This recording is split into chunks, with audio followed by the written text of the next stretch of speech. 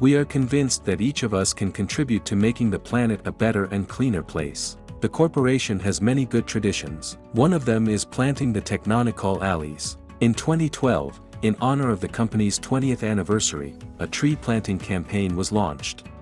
These activities are being held for the 10th time.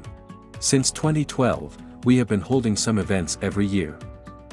This could be either planting the TECHNONICOL alleys, or some charity events in orphanages, or cleaning up during community clean-up days in the city.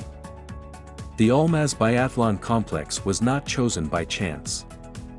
It is no secret that TECHNONICOL is a sponsor of this sports facility and therefore supports it in every possible way. More than 180 pine trees have already been planted. Every year, the biathlon complex becomes more and more beautiful.